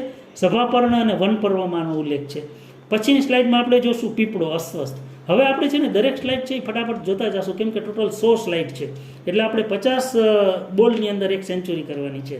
તો 20મી સ્લાઇડમાં પીપળો એટલે અસ્વસ્થ છે. ફાઇકસ રિલિજિયોસા મોરેસી ફેમિલીનું છે. પછી નેક્સ્ટ સ્લાઇડમાં જોઈએ પીપર એટલે પ્લક્સ. નેક્સ્ટ પીપર એટલે પ્લક્સ. ફાઇકસ સ્ટેલા એ મોરેસી ફેમિલીનું છે. ત્યાર પછીની સ્લાઇડમાં આપણે જોશું ગુલ્લર જેને કીધું છે એ ઉમરો છે. આપણે બધા ઓળખીએ છીએ. ફાઇકસ રેસમોસા મોરેસી ફેમિલીનું છે અને એ સૌથી જાણીતી બધાની આપણે જાણીતી વનસ્પતિ છે. ત્યાર પછીની સ્લાઇડની અંદર હા, આ સ્લાઇડમાં મેં સુધારો કર્યો. ત્યાં નીમમાં લીમડાની પેલા સ્લાઇડ બનાવી હતી, પછી મને ખ્યાલ આવ્યો ત્યારે મેં નીમની જગ્યાએ નીપ કરી અને કદમની સ્લાઇડ મૂકી છે. અને આપણે એન્થોસેફાલસ કદંબા નામથી ઓળખીએ છીએ, અને રૂબિએસી ફેમિલીની આ વનસ્પતિ છે. અને કદમની બે જાત છે, એક નાના ફૂલવાળી અને મોટા ફૂલવાળી. આ મોટા ફૂલવાળી જાત છે. નાના ફૂલવાળી જાત છે એના પાનનો શેપ થોડો જુદો હોય છે. ત્યાર પછીની સ્લાઇડમાં આપણે જોશું બિલ્વા એટલે કે બિલ્લીને આપણે બધા ઓળખીએ છીએ. એગલ માર્મેલોસ આને રૂટેસી ફેમિલીનું આ વનસ્પતિ છે. આનો પણ મહાભારતમાં ઘણી જગ્યાએ ઉલ્લેખ છે. ત્યાર પછીની સ્લાઇડમાં આપણે જોશું આંબો, જેને સહકાર કીધું. સહકાર શબ્દ વાપર્યો હતો અને એનું ડીકોડ કર્યું તો ખબર પડી કે એ આંબા માટેનું સંસ્કૃત નામ છે મેંગીફોરા ઇન્ડિકા, અને એના કાર્ડિયેસી ફેમિલીનું આ વનસ્પતિ છે. ત્યાર પછીની સ્લાઇડમાં આપણે જોશું કર્ણિકાર કોને કીધું છે. હા, કર્ણિકાર એટલે ગરમાળો, કેસિયા ફિસ્ચ્યુલા, અત્યારે પુષ્કળ ફ્લાવરિંગ છે અને ફેબેસી ફેમિલીનું છે. આ ગરમાળાનો પણ મહાભારતમાં ઉલ્લેખ છે. પછીની સ્લાઇડમાં આપણે જોશું પન્નરવો એટલે પારિભદ્ર એટલે ઇન્ડિયન કોરલ ટ્રી, એરિથ્રીના ઇન્ડિકા. આ ફેબેસી ફેમિલીનું છે અને બહુ જ આકર્ષક લાલ કલરના આવા ફૂલ આવે છે. આનો પણ મહાભારતમાં ઉલ્લેખ છે, પારિભદ્ર તરીકે ઉલ્લેખ છે. ત્યાર પછી છે સ્લાઇડ એ અર્જુન છે. અર્જુન આપણે જેને હૃદયરોગની દવા માટે વાપરીએ છીએ, ટર્મિનલિયા અર્જુના, અને કોમ્બ્રેટેસી ફેમિલીનું છે. તો આ અર્જુનનો પણ આયુર્વેદમાં ઉલ્લેખ મહાભારતમાં ઉલ્લેખ છે. ત્યાર પછીની વનસ્પતિ છે અશોક. હવે જો અશોકની અંદર ગેરસમજ ન થાય એટલા માટે આસોપાલવ નથી, પણ અશોક એ સીતા અશોક છે, સરાકા અશોકા, અને ફેબેસી ફેમિલીનું છે. આ વનસ્પતિનો પણ ઘણી જગ્યાએ મહાભારતમાં ઉલ્લેખ છે. ત્યાર પછી આપણે જોશું ચંદન એટલે શ્વેત ચંદન. ચંદન છે એ સાન્ટાલમ આલ્બમ એનું લેટિન નામ છે, સાન્ટાલેસી ફેમિલીનું છે. અને રક્તચંદન એક જુદી જાત હોય છે. આ શ્વેત ચંદનની સ્લાઇડ છે. તો આનો પણ મહાભારતની અંદર ઘણી જગ્યાએ ઉલ્લેખ કરવામાં આવ્યો છે. પછીની સ્લાઇડમાં આપણે જોશું સાલ છે સોરિયા રોબસ્ટા લેટિન નામ છે, અને ડિપ્ટેરો કાર્નેસી એનું કાર્પેસી એનું ફેમિલી છે, અને એ વનસ્પતિનો પણ જગ્યાએ ઉલ્લેખ કરવામાં આવ્યો છે. ત્યાર પછીની સ્લાઇડમાં આપણે જોશું સપ્તપર્ણ એટલે અલ્સ્ટોનિયા સ્કોલારિસ અને એપોકાઇનેસી ફેમિલીની છે. તમે જુઓ કે આના બહુ સુગંધી પુષ્પ આવે છે, અને આ ચિકનગુનિયા માટેની દવા જેમાંથી બને છે, જેનું લાકડું પોચું છે અને જેમાંથી દીવાસળી પણ બને છે, એ આ જે સપ્તપર્ણી છે થોડી વિવાદાસ્પદ પણ છે એની સુગંધને કારણે. એ વનસ્પતિનો પણ ઉલ્લેખ છે. ત્યાર પછી ભલ્લાતક એટલે ભીલામો આપણે ઓળખીએ, સેમેકાર્પસ એનાકાર્ડિયેસી ફેમિલીની આ વનસ્પતિ છે. આનો ભલ્લાતક તરીકે સંસ્કૃત નામથી ઉલ્લેખ કરવામાં આવ્યો છે મહાભારતમાં. ત્યાર પછીની સ્લાઇડ છે કપિત્થ એટલે કોઠું. આપણે જે કોઠાની ચટણી બને છે, અને જે કપિત્થ એટલે કે આમાં એલિફન્ટ એટલે કે હાથીઓનું પ્રિય વૃક્ષ ગણાય છે, એટલે ફેરોનિયા એલિફેન્ટમ એનું નામ છે, અને રૂટેસી ફેમિલીનું છે. આ જે કોઠું છે બિલ્લી જેવું એનું ફળ થાય છે, પરંતુ એની જે અંદરનો ગર્ભ છે એ ખાટો મીઠો હોય છે ને એની ચટણી બને છે. ત્યાર પછી પલાસ છે, જેને કેસુડો પણ કહીએ, આપણે ખાખરો પણ કહીએ, બ્યુટિયા મોનોસ્પર્મા એનું લેટિન નામ છે, અને ફેબેસી ફેમિલીનું છે. આ વનસ્પતિનો પણ ઘણી જગ્યાએ મહાભારતની અંદર ઉલ્લેખ છે. પછીની સ્લાઇડમાં આપણે જોશું શોભાંજન, જેને કીધું છે એ એક સંસ્કૃત નામ છે, એ સરગવાનું છે. સિગરું પણ એને કહે છે, એ સરગવાનો પણ ઉલ્લેખ છે. અને મોરિંગા ઓલિફેરા એનું લેટિન નામ છે. મોરિંગેસી ફેમિલીનું આ વનસ્પતિ છે. આનો પણ મહાભારતમાં ઉલ્લેખ છે.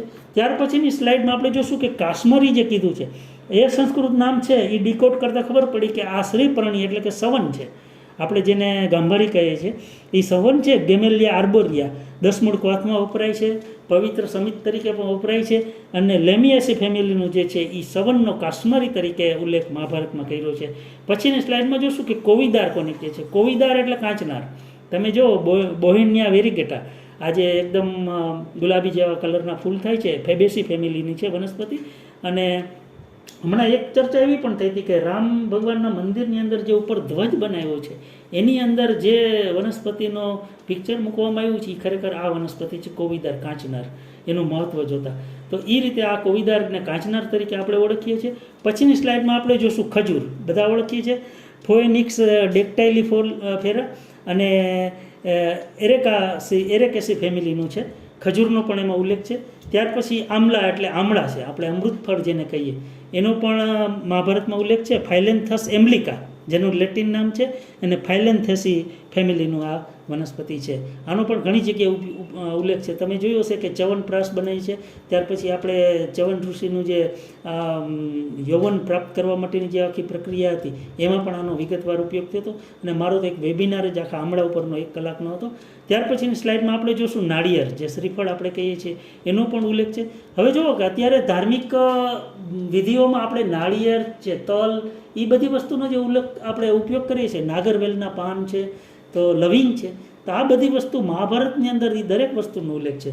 તો કોકોસ ન્યુસિફેરા જેનું લેટિન નામ છે, અને એરેકાસી ફેમિલી જે છે એ નારિયેલ છે, એનો પણ આવી રીતે મહાભારતમાં ઉલ્લેખ છે. ત્યાર પછી 42મી સ્લાઇડમાં આપણે જોશું ઇંગુદ એટલે ઇંગોરિયો. ઇંગોરિયો છે બેલેનાઇટ્સ રોક્સબર્ગી અને ઝાયગોફાઇલેસી ફેમિલીનો આ છે.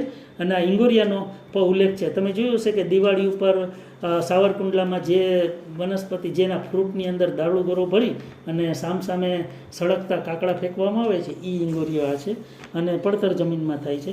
ત્યાર પછી સુપારી, અરેકા કટેચુર. તમે જુઓ કે આ વનસ્પતિ છે અત્યારે તો કોમન છે, પણ એનો પણ મહાભારતની અંદર ઉલ્લેખ છે, ધાર્મિક વિધિઓમાં વપરાય છે. અરેકાસી ફેમિલીનું છે, તો એ પણ આપણે ઓળખીએ છીએ. ત્યાર પછીની સ્લાઇડમાં જોશું લવંગ એટલે લવિંગ.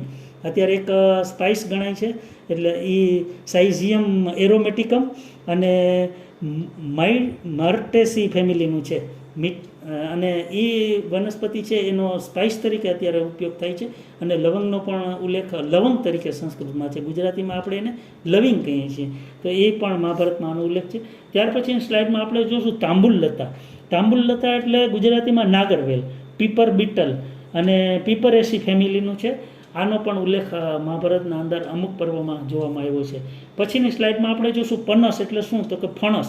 કઠહલ શબ્દ અમુક જગ્યાએ આવે છે, કઠહલ પણ ઈ જ છે, અને પનસ આ 2 શબ્દ સંસ્કૃતના છે, એ અલગ અલગ પર્વમાં એનો ઉલ્લેખ આવ્યો છે. અને આર્ટોકાર્પસ હેટ્રોફાઇલસ આનું લેટિન નામ છે, અને મોરેસી ફેમિલીનું આ વનસ્પતિ છે, આ વૃક્ષ છે, અને આનો ઉલ્લેખ પણ મહાભારતની અંદર છે. પછીની સ્લાઇડમાં આપણે જોશું જાંબુ, આપણે જેને સાઇઝિયમ ટ્યુમિની કહીએ છીએ, અને માઇર્ટેસી ફેમિલીનું છે, એ જાંબુનો પણ મહાભારતમાં ઉલ્લેખ છે. બધા આપણે ઓળખીએ છીએ. ચોમાસા પહેલાં પુષ્કળ પ્રમાણમાં માર્કેટમાં આ ફળ આવે છે. ત્યાર પછી બીજુર જે કીધું છે નેક્સ્ટ સ્લાઇડમાં, બીજુર એટલે બીજોરું. આના પછીની બીજુર એટલે આપણે જેને ગોદડિયા લીંબુ કહીએ, બીજોરું કહીએ, મોટી સાઇઝનું લીંબુ જેવું હોય છે, એ બીજુર તરીકે એનો ઉલ્લેખ કર્યો છે. એ સિટ્રસ મેડિકા છે. આ છે રૂટેસી ફેમિલીનું પ્લાન્ટ છે, અને એક જાતનું ખાટસ ધરાવતી ફ્રૂટ થાય છે, એમાં બીજોરું આપણે કહીએ છીએ. એનો પણ મહાભારતમાં ઉલ્લેખ છે. ત્યાર પછી અમૃતક. અમૃતક શબ્દ આવે છે, એનો ગુજરાતી નામ જોઈએ તો એ અંબાડો છે, અંબેડા પણ કહે છે એને, ખાટો લીમડો પણ કહે છે.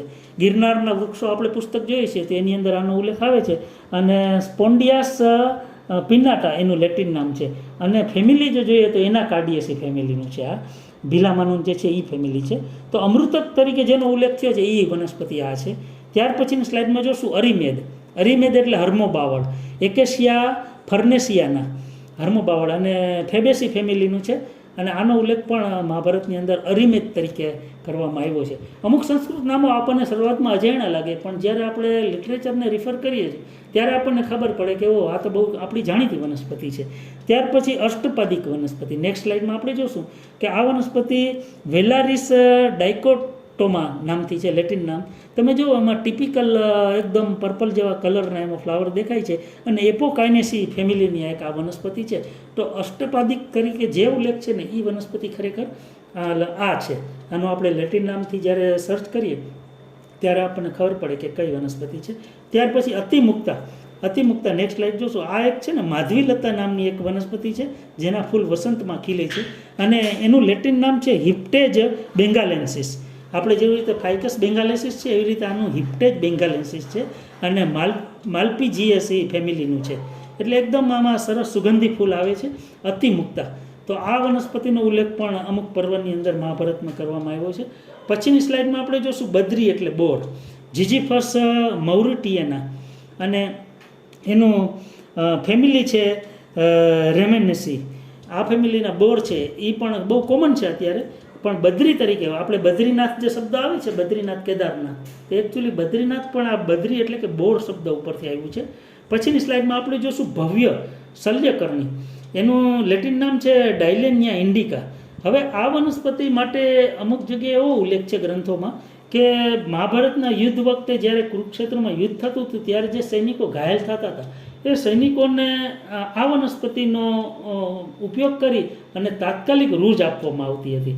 તો આ વનસ્પતિને શલ્યકર્ણી તરીકે પણ સંસ્કૃત નામથી વર્ણવી છે અને આ રીતે એનું લેટિન નામ છે અને એનું ફેમિલી છે ડાયલેનિયસી.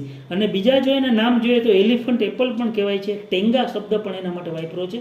તો આ વનસ્પતિ છે શલ્યકર્ણી, એના માટે એ થોડી એન્ડેન્જર સ્પીસીસ છે અને ત્યાં અમુક સ્ટેટની અંદર વન વિભાગે આ વનસ્પતિ એન્ડેન્જર હોવાથી એને સંવર્ધન માટે પણ સારો એવો પ્રયત્ન કરે છે એવો અલગ અલગ જગ્યાએ લિટરેચરમાં ઉલ્લેખ છે. ત્યાર પછીની વનસ્પતિ આપણે જોશું ચંપક એટલે ચંપો. તો સુલતાન ચંપો આપણે જેને માઇકેલિયા ચંપકા કહીએ છીએ અને મેગ્નોલિએસી ફેમિલીનું જે છે એ વનસ્પતિ બહુ જ સુગંધી ફૂલ આવે છે, એ આ સુલતાન ચંપાનો પણ આમાં ઉલ્લેખ છે. ત્યાર પછીની વનસ્પતિ છે ધવ એટલે ધાવડો. આપણે ગિરનારના વૃક્ષોનું જ્યારે મેં એવું પુસ્તક રિફર કર્યું ત્યારે ધાવડું છે એનું વનસ્પતિનું બધી ડિટેલ જોવા મળી. એનું લેટિન નામ છે એનોજીસસ લેટિફોલિયા અને કોમ્બ્રેટેસી ફેમિલીનું આ વનસ્પતિ છે ધાવડો. એક ગિરનારમાં થતું એક અગત્યનું વૃક્ષ છે, એનો પણ ઉલ્લેખ છે. ત્યાર પછી કરીર એટલે કેરડા. Next slide. કરીર એટલે કેરડા, જેના આપણે અથાણા બનાવીએ છીએ, કેરડા, એ કપારિસ ડેસિડ્યુઆ. તમે વિચાર કરો કે જે કેરડા અત્યારે પડતર જમીનમાં એમને આપણે ઉગતા જોવા મળે છે એ 5200 વર્ષ પહેલાં મહાભારત વખતમાં પણ ભારતમાં થતા. અને કપ્પારેસી ફેમિલીનું આ વૃક્ષ છે અને એનો કરીર તરીકે ઉલ્લેખ છે. ત્યાર પછી કાસ્યર્ય એવું શબ્દ છે, બર્બેનિસ વલ્ગેરિસ આનું લેટિન નામ છે, બર્બેરીડેસી એનું ફેમિલી છે. આ વનસ્પતિ પણ આમ જુઓ તો થોડીક અજાણી લાગે છે, પરંતુ જે રીતે એનો આપણે ઉલ્લેખ જોઈએ છીએ તો એક સપુષ્પ વનસ્પતિ છે જેની અંદર એકદમ ફ્લાવરિંગ આવે છે. આનો પણ કાશ્ય તરીકે ઉલ્લેખ છે. પછીની વનસ્પતિ જોશું કેતક એટલે કેતકી. આપણે બધા ઓળખીએ છીએ પાંડાનસ ટેક્ટોરિયસ. આ વનસ્પતિ પાંડાનેસી ફેમિલીની છે અને બહુ જાણીતી છે આપણી, અને એ વનસ્પતિનો પણ કેતક તરીકે મહાભારતમાં ઉલ્લેખ છે. પછીની વનસ્પતિ છે ખદીર એટલે કે ખેર. આપણે જેને કાથો બનાવીએ છીએ એ ખેર એટલે એકેસિયા કટેચું અને ફેબેસી ફેમિલીનું આનો પણ ઉલ્લેખ મહાભારતની અંદર અમુક પર્વોમાં જોવા મળ્યો છે. ત્યાર પછીની વનસ્પતિ છે કુંદ. કુંદ જે સંસ્કૃત શબ્દ છે એ એકચ્યુઅલી ચમેલી માટે છે, એટલે જસ્મિનમ પ્યુબેસ્કેન્સ એનું લેટિન નામ છે અને ઓલેસી ફેમિલીનું આ વનસ્પતિ છે અને એ ચમેલી છે એનો કુંદ તરીકે મહાભારતની અંદર ઉલ્લેખ છે. પછીની વનસ્પતિ પીલું છે. આપણે જેને ખારી જાર ને મીઠી જાર કહીએ છીએ, મેસવાક ટૂથપેસ્ટ બને છે જેમાંથી, એ પીલું એટલે સાલ્વાડોરા ઓલિયોડેસ જે વનસ્પતિ છે સાલ્વેડોરેસી ફેમિલીનું આ પીલું જે પક્ષીઓ એના ફળ બહુ જ ખાય છે, ખાસ કરીને જૂન મહિનામાં જ્યારે પાણીની સખત તરસ લાગે છે પક્ષીને ત્યારે આના ફળ ખાઈને એની તરસ છીપાવે છે. એ પીલુંનો પણ મહાભારતમાં ઉલ્લેખ છે. ત્યાર પછી 63ની સ્લાઇડમાં આપણે જોશું પરુષક શું છે. પરુષક શબ્દ સંસ્કૃતમાં જે છે એ ફાલસા માટે વાપર્યો છે અને ગ્રેવિયા એશિયાટિકા એનું લેટિન નામ છે. માલવેસી ફેમિલીની આ વનસ્પતિ છે અને આનો પણ મહાભારતની અંદર અમુક પર્વોમાં ઉલ્લેખ છે. પછીની વનસ્પતિ છે રોહિતક એટલે રગત રોયડો. આપણે જોઈએ છીએ કે એની અંદર આવા પીળા કલરના ફૂલ થાય છે. આયુર્વેદમાં બહુ મહત્ત્વની ઔષધિ છે અને ટીકોમાં અંડ્યુલેટા એનું લેટિન નામ છે. બિગ્નોનિયસી ફેમિલીની આ વનસ્પતિ છે. આનો પણ ઉલ્લેખ રોહિતક તરીકે મહાભારતમાં કરવામાં આવ્યો છે. ત્યાર પછીની છે સ્નુહી. સ્નુહી એટલે એકચ્યુઅલી થોર. અમુક જગ્યાએ છે થોડીક ટાઈપિંગ એરર હોય તો સ્નુ શબ્દ વપરાયેલો હતો, પણ ખરેખર સ્નુહી એટલે થોર રણમાં થતી જે જાત છે એ, એટલે યુફોર્બિયા નેરીફોલિયા એનું લેટિન નામ છે અને યુફોર્બિયાસી ફેમિલીની આ વનસ્પતિ છે. પછીની વનસ્પતિ છે સિરીસ.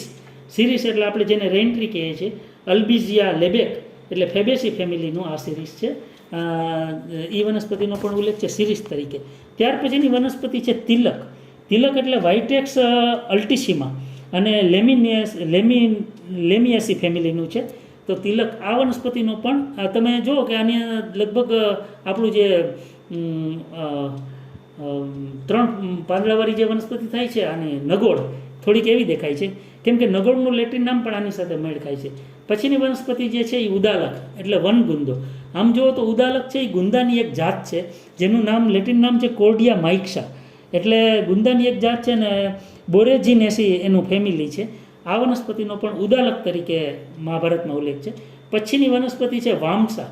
વામસા શબ્દ વાંસ માટે વપરાય છે, કેમ કે એનું લેટિન નામ જો જોઈએ તો બામ્બુસા અરુન્ડિનેસી છે, એટલે કે પોએસી ફેમિલીનું છે. પોએસી ફેમિલી એટલે આમ જુઓ તો બાંબુ એક જાતનું ઘાસ વર્ગનું જ છે, એટલે પોએસી ફેમિલીનું છે, અને વામસા નામથી એનો ઉલ્લેખ મહાભારતમાં કરવામાં આવ્યો છે. પછીની વનસ્પતિ છે વજુલ છે. વજુલ એટલે સેલિક્સ કેપ્રિયા. આ એક વનસ્પતિ છે સેલિકેસી ફેમિલીનું છે. આપણા માટે થોડુંક અજાણ્યું છે, પણ છતાં પણ જ્યારે મેં એનું લેટિન નામ જોઈને સર્ચ કર્યું તો જાણવા મળ્યું કે એ વનસ્પતિ આવી દેખાય છે. ત્યાર પછી વારાણ પુષ્પ કરીને એક નામ આવે છે. વારાણ પુષ્પ એક નાગ પુષ્પાદી વર્ગની વનસ્પતિ છે, અને બંગાળના અખાત તરફ આ વૃક્ષ બહુ થાય છે. આનું લાકડું ઉપયોગી છે. આનું લેટિન નામ જો જોઈએ તો કેલોફાઇલમ ઇનોફાઇલમ છે. કેલોફાઇલેસી ફેમિલીનો આ વનસ્પતિ છે વારાણ પુષ્પ. તો એનો ફ્લાવર છે એ આ ટાઈપનું દેખાય છે. પછીની વનસ્પતિમાં વેણું એટલે કે વાંસ છે. Next slide. વાંસ જે છે બામ્બુસા અરુન્ડિનેસી એનું લેટિન નામ છે, અને પોએસી ફેમિલીનું છે, એટલે એક પ્રકારના આ વેણુ નામથી પણ વાંસનો ઉલ્લેખ મહાભારતમાં કરવામાં આવ્યો છે. ત્યાર પછી વેતસ શબ્દ છે એ કેલામસ રોટાંગ એનું લેટિન નામ છે. Next slide. હા, અરેકેસી ફેમિલીનું છે. આ છે વેતસ. આની અંદર તમે જુઓ કે વાંસની જે જોઈન્ટ હોય છે એમાં થોડુંક રૂછાળા જેવા એની રચના દેખાય છે. એ વેતસ વનસ્પતિ છે. પછીની સ્લાઇડમાં જોશું વિભિતક એટલે બૈડા. બૈડા છે ટર્મિનેલિયા બેલેરિકા, એ કોમ્બ્રેટેસી ફેમિલીનું છે વિભિતક. હા, પછીની વનસ્પતિ છે કુષ્માંડ. કુષ્માંડ એટલે ભૂરું કોળું, બેનિકેસા હિસ્પિડા. આ છે ક્યુકુરબિટેસી ફેમિલીનું છે, અને એને કુષ્માંડ તરીકે મહાભારતમાં ઉલ્લેખ છે. ત્યાર પછીની વનસ્પતિ છે અંકોલ એટલે એલેન્જિયમ સાલ્વિફોલિયમ, આપણે કોર્નેસી ફેમિલીનું છે. અને આ અંકોલનું તો આપણે જાણીએ છીએ કે એનું તેલ છે એ અમુક એવા પ્રયોગ કરવા માટે વપરાય છે કે કોઈ પણ બીજમાંથી તાત્કાલિક વૃક્ષનો ઉછેર કરવો હોય તો આપણા જે વૃક્ષ આયુર્વેદની અંદર એનો ઉલ્લેખ અંકોલ તરીકે છે એ છે. ત્યાર પછીની 77ની સ્લાઇડ છે બકુલ એટલે બોરસલી, માઇમુસોપ્સ એલેન્જી એટલે સેપોટેસી ફેમિલીનું છે. આને આપણે ઓળખીએ છીએ બોરસલી તરીકે. પછી કનેર છે. Next slide. કનેર એટલે કરેણ છે. કરેણ, હા, આ ઝેરી વનસ્પતિ છે, શિવ ભગવાનને ચડે છે. નેરિયમ ઓડોરમ અને એપોકાઇનેસી ફેમિલીની છે. આ કનેરને પણ આપણે બધા ઓળખીએ છીએ. આનો પણ મહાભારતની અંદર ઉલ્લેખ કરવામાં આવ્યો છે. ત્યાર પછી 79 નંબરની સ્લાઇડ છે તમાલ એટલે તમાલપત્ર. આપણે સાઇનેમોમસ તમાલા એનું લેટિન નામ છે, અને લવરેસી ફેમિલીનું આ વનસ્પતિ છે. તમાલનો પણ ઉલ્લેખ છે. ત્યાર પછી કમળ, આપણે નેલુમ્બો ન્યુસિફેરા આપણે ઓળખીએ છીએ કે કમળ છે એ. Next slide. હા, નેક્સ્ટ સ્લાઇડ કમળની છે. તો એ નેલુમ્બોરેસી ફેમિલીનું છે, અને એને ઉત્પલ, પુંડરીક, પદમ એવા અલગ અલગ સંસ્કૃત નામથી એનું વર્ણન કરવામાં આવ્યું છે મહાભારતમાં. ઘણી જગ્યાએ કમળનો ઉલ્લેખ છે. તો એ ઓરિજિનલ જે કમળ છે, સામાન્ય વોટર લીલી નહીં, પણ જે ઓરિજિનલ જેને કમળ આપણે કહીએ એ કમળનો આ સ્લાઇડ છે. ત્યાર પછીની સ્લાઇડ છે તાળ. તાલ એટલે કે તાળ. બોરેસસ ફ્લેબેલિફર. હા, આ જે છે એ અરેકાસી ફેમિલીનું છે, અને એનો પણ મહાભારતમાં ઉલ્લેખ છે. પછીની સ્લાઇડ છે મહુવા એટલે મવડો. આપણે જેને આદિવાસી વૃક્ષ કહીએ છીએ મધુકા ઇન્ડિકા, આ મવડો છે, એનો પણ ઉલ્લેખ છે. સપોટેસી ફેમિલીનું છે. ત્યાર પછી દિવ્ય પાટલ સ્ટેરિયોસ્પર્મનમ ચેલોનોઇડ્સ, એ એનું લેટિન નામ છે દિવ્ય પાટલ. હા, એ બિગ્નોનિયાસી ફેમિલીનું છે. પછીની સ્લાઇડ છે પાટલ. પાટલમાં પણ જીનસ સેમ છે એટલે સ્ટેરિયોસ્પર્મનમ SUAVEOLENS, અને બિગ્નોનિયાસી ફેમિલીનું છે પાટલ છે. એટલે દિવ્ય પાટલ અને પાટલનો એક સાથે ઉલ્લેખ આવે છે દરેક અમુક પર્વમાં. ત્યાર પછી પ્રિયંગુ. પ્રિયંગુ એટલે પ્રુનુસ મહાલેબ, આનો રોસેસી ફેમિલીનું છે, એનો પણ ઉલ્લેખ છે મહાભારતમાં. ત્યાર પછી અશ્વપૂછ. અશ્વપૂછ શબ્દ જે સંસ્કૃતમાં છે. Next slide. અશ્વપૂછ છે ને એમાં બે અલગ અલગ વનસ્પતિ બતાવે છે અલગ અલગ ગ્રંથોમાં, પણ જેનું વર્ણન ટેલી થાય છે એ આ છે વનસ્પતિ. આ ઇક્વિસેટમ આર્વેન્સ કરીને આ એક વનસ્પતિ છે. તમે જુઓ કે આની એક્ઝેક્ટ આનું જે દેખાવ છે ને એ ઘોડાની પૂંછ જેવો છે. ઇક્વિસેટેસી ફેમિલીનું છે, અને આનો પણ ઉલ્લેખ છે. ત્યાર પછીની સ્લાઇડ છે નાગપુષ્પ. આપણે એને નાગપુષ્પ એક સંસ્કૃત નામ નાગકેસરનું પણ છે, એટલે કે મેશ્યુઆ ફરેરા. તો આ વનસ્પતિ છે કેલોફાઇલેસી ફેમિલીની છે, આનો પણ નાગપુષ્પ તરીકે ઉલ્લેખ છે. પછીની સ્લાઇડ છે વૃક્ષ. વૃક્ષ શબ્દ જે આવે છે એ શ્યોનાક માટે વાપરેલું છે. Next slide. તમે જુઓ આના પછી. હા, નેક્સ્ટ સ્લાઇડમાં શ્યોનાક છે એટલે ઓરોક્ઝાઇલમ ઇન્ડિકમ, અને બિગ્નોનિયાસી ફેમિલીનું છે. આનો પણ વૃક્ષ તરીકે ઉલ્લેખ છે. એટલે સંસ્કૃત શબ્દનો રિફર કરતાં ખ્યાલ આવ્યો કે આ શ્યોનાકને સંસ્કૃતમાં વૃક્ષ કહે છે. ત્યાર પછી 89 નંબરની સ્લાઇડ છે ચીરબિલ્વ. ચીરબિલ્વ એટલે આપણે કણજો, હોલોપ્ટેલિયા ઇન્ટેગ્રીફોલિયા અને અલ્મેસી ફેમિલીનું છે. આપણે આજે કણજી અને કણજો બે અલગ અલગ છે, તેવી રીતે ચીરબિલ્વ છે. ત્યાર પછીની સ્લાઇડ છે તિંદુક. તિંદુક એટલે ટીમરું. તો એ ડાયોસ્પાયરોસ એમ્બ્રિયોપ્ટેનિસ એનું નામ છે. અને એ આ વનસ્પતિ છે એ આપણે ગિરનારની અંદર આના પુષ્કળ વૃક્ષો જોવા મળે છે, જેના પાંદડા છે ટીમરૂના પાનના આપણે આ જે બીડી વારવા માટે વાપરે છે એ ટીમરું છે. ત્યાર પછી શબ્દ આવે છે લીચુક. એકચ્યુઅલી લીચુક શબ્દ છે એ લીચી માટે છે, LITCHI એટલે લીચી ચાઇનેન્સિસ જે છે આપણે ફ્રૂટ આવે છે બજારમાં, એ સેપિન્ડેસી ફેમિલીનું છે. આનો પણ ઉલ્લેખ છે. ત્યાર પછીની વનસ્પતિ છે તિલ એટલે કે તલ છે, સિસેમમ ઇન્ડિકમ પેડાલિએસી ફેમિલીનું છે. અને આપણે જેને તલ તરીકે અત્યારે વાપરીએ, ઓઇલસીડ તરીકે વાપરીએ છીએ એ છે. પછીની સ્લાઇડ છે ઇન્દ્રવૃક્ષ. ઇન્દ્રવૃક્ષ એટલે બટન ટ્રી, ટર્મિનેલિયા ફિલાઇરેફોલિયા. એનું એક બીજું લેટિન નામ છે એનોજીસસ એક્ટ્યુમિનેટા. એટલે આ જે છે કોમ્બ્રેટેસી ફેમિલીનું છે ઇન્દ્રવૃક્ષ. પણ આમ જુઓ ને તો ટર્મિનેલિયા જે શબ્દ આવે છે એટલે આપણે જે હરડે બેડાને છે એની એ ફેમિલીનું હશે, એ જીનસનું છે. ત્યાર પછીની વનસ્પતિ છે કુર્બક. કુર્બક શબ્દમાં બાપાલાલ વૈદ્ય નિઘંટુમાં એમ કહે છે કે જે આપણે કાંટાશેરીઓ પીળા કલરના ફૂલવાળો થાય છે એમાં પર્ટિક્યુલર લાલ ફૂલની વનસ્પતિ જો હોય, કાંટાશેરીઓ એ રેર છે પ્રમાણમાં, બર્લેનરિયા રિપેન્સ. તો એ વનસ્પતિ છે એકેન્થેસી ફેમિલીની. તો એ કુર્બક શબ્દ જે છે એ આ ટાઈપની વનસ્પતિ છે. એટલે કે લાલ ફૂલનો કાંટા શેરીઓ છે એના માટે એક્ઝેક્ટ સંસ્કૃત શબ્દ કુર્બક વાપરેલો છે. ત્યાર પછી નાગમલ્લિકા શબ્દ આવે છે. તો એક સંસ્કૃત નામ આપણે કૈલાસપતિ એટલે કે કેનનબોલ ટ્રી જે છે એ વનસ્પતિને નાગમલ્લિકા પણ કહે છે. કૌરુપિટા ગ્યુઇનેન્સિસ એનું લેટિન નામ છે. અને આ વનસ્પતિનો પણ આ વૃક્ષ પણ અત્યારે બહુ જાણીતું છે, એકદમ સારા ફૂલ આવે છે, એની અંદર તોપના ગોળા જેવા ફળ થાય છે એટલે કેનન બોલ કહે છે. અને બીજું કે આ ફૂલની અંદર એક નાનકડું શિવલિંગ હોય છે અને ઉપર સહસ્ત્રફેણ નાગ હોય એવી રચના જોવા મળે છે. એટલે નાગમલ્લિકા તરીકે આ કૈલાસપતિનો ઉલ્લેખ છે. પછીની સ્લાઇડ છે મંદાર એટલે આપણે જેને આંકડો કહીએ છીએ, કેલોટ્રોપિસ પ્રોસેરા એપોકાઇનેસી ફેમિલીનું છે મંદાર, આપણે ઓળખીએ છીએ, આનો પણ ઉલ્લેખ છે. પછીની સ્લાઇડ છે બંધુજીવ. બંધુજીવ શબ્દ જાસૂદની એક પ્રજાતિ છે, એટલે હિબિસ્કસ હિર્તુસ એનું લેટિન નામ છે, માલ્વેસી ફેમિલીનો. તો આનો પણ એક બંધુજીવ તરીકે મહાભારતની અંદર ઉલ્લેખ આવે છે. પછીની એક શબ્દ આવે છે શ્યામા, નસોતર. નસોતર માટેનો સંસ્કૃત શબ્દ શ્યામા છે. ઓપેર્ક્યુલિના ટર્પેન્થમ આ જે લેટિન નામ છે કોન્વાવલેસી ફેમિલીનું, એનો પણ મહાભારતની અંદર ઉલ્લેખ છે શ્યામા તરીકે. અને છેલ્લી સ્લાઇડ છે સ્પંદન. વનસ્પતિમાં છેલ્લી છે સ્પંદન. એટલે એ વનસ્પતિને છે ને ઉજ્જૈનમાં ડેમોસ્ડિયમ ટ્રી તરીકે ઓળખાય છે અને નેપાળ બાજુ થાય છે, ફેબેસી ફેમિલીનું છે. તો આ સ્પંદન શબ્દવાળી જે વનસ્પતિ છે એ આવી દેખાય છે. અને હવે છેલ્લી સ્લાઇડ સોમી છે એ મહાભારત થીમ પાર્ક.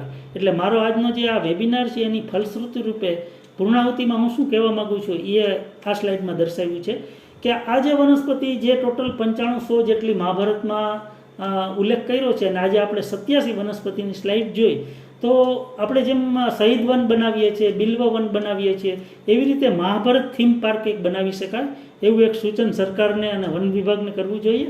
અને એની અંદર એ જે સ્ટેજ આપણે જે ગાર્ડન બનાવીએ તો એની અંદર કૃષ્ણ ભગવાન, અર્જુન એના સ્ટેચ્યુ મૂકી શકાય.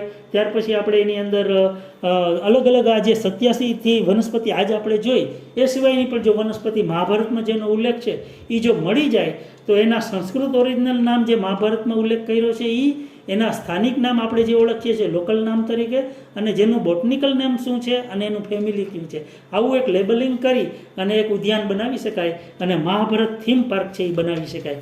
એવી એક વિચાર વેતો મૂકીને મારા આજના આ વક્તવ્યને હું વિરામ આપું છું. અસ્તુ. વાહ વાહ, સરસ સરસ સરસ વક્તવ્ય આવ્યું શ્રી ઉમેશભાઈ થાનકી સાહેબે. અને ખાસ કરીને ભગવદ્ ગીતામાં ભગવાન કૃષ્ણએ કીધું છે વૃક્ષોમાં હું પીપળો હું છું, એટલે પીપળાનું મહત્વ પણ ખૂબ છે. અને સરસ રહ્યું વક્તવ્ય, મહાભારતના બધા વૃક્ષો અને વૃક્ષ મહિમા વિશે સરસ વક્તવ્ય આપ્યું. ખૂબ ખૂબ આભાર. શ્રી ઉમેશભાઈ થાનકી સાહેબનો. હવે 2 શબ્દો કહે વિનોદભાઈ ઠક્કર સાહેબ, વીર કેસરી વિનોદભાઈ ઠક્કર સાહેબ. નમસ્કાર. થાનકી સાહેબે આજે મહાભારત અને મહાભારતની અંદર વૃક્ષો, વનસ્પતિઓ, 3-4 વનસ્પતિ જે એમણે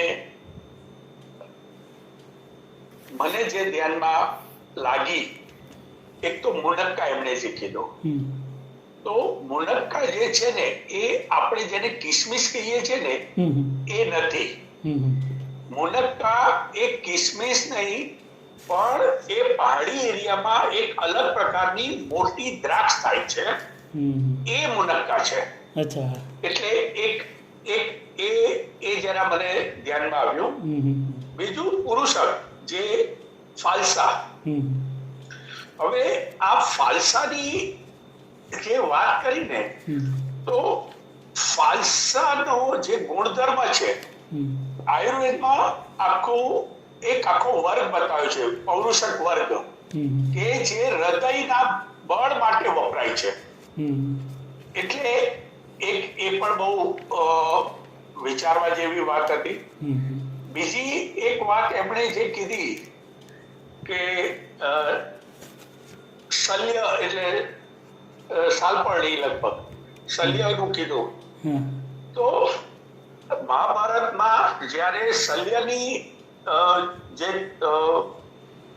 વિવિધ શલ્યો દ્વારા જે થતું, ત્યારે સર્જરીના ભાગરૂપે એ પેલું પીડાહર તરીકે અને લોકલ એનેસ્થેસિયા તરીકે એને વાપરવામાં આવતી હતી. એટલે એ પણ એક સમજવા જેવી વાત છે. અને સૌથી અગત્યની વાત કે મારું હૃદય થોડી વાર માટે તો ગડબડ થઈ ગયું હતું કે યુધિષ્ઠિરને ભીષ્મ પિતા પાસે બાણશૈયા ઉપર કૃષ્ણ ભગવાને યુધિષ્ઠિરને કીધું કે હવે ધર્મનો અંશ લુપ્ત થઈ જશે, કારણ કે સૌથી વિદ્વાન વ્યક્તિ બાણશૈયા ઉપર છે, એનાથી વધારે તને સારું જ્ઞાન ક્યાંય નહીં મળે. એટલે કૃષ્ણ ભગવાને પ્રાર્થના કરી યુધિષ્ઠિરને કે તારી એક વાત ધર્મરાજા તરીકે તને બધા જોવે છે, અને ધર્મની પૂરેપૂરી જો તારે વાત જાણવી હોય તો તું ભીષ્મ પિતાના શરણે થઈ અને પ્રાર્થના કરી અને જ્ઞાન મેળવ. આ જે વાત જે છે એ બહુ માર્મિક રીતે વેદવ્યાસે જે મહાભારતમાં મૂકી, અને આજે પણ એ પછી, કારણ કે કૃષ્ણ ભગવાન જાણતા હતા કે મારો સમય પૂરો થશે ને એના બીજા દિવસથી કળિયુગ પ્રવેશવાનો છે. એટલે મહાભારતને જે આપણે શાસ્ત્રીય રીતે જોઈએ, ધર્મની રીતે જોઈએ, પણ એ આપણી સંસ્કૃતિનો સૌથી અગત્યનો ગ્રંથ કહી શકાય. આપણી સંસ્કૃતિને જાળવણી માટે એક અમૂલ શાસ્ત્ર કહી શકાય. આટલું કહી અને મારી જે નાની બુદ્ધિ પ્રમાણે જે મને દેખાયું એ મેં કીધું અને વિરામ લઉં છું. અસ્તુ. આભાર વૈદ્ય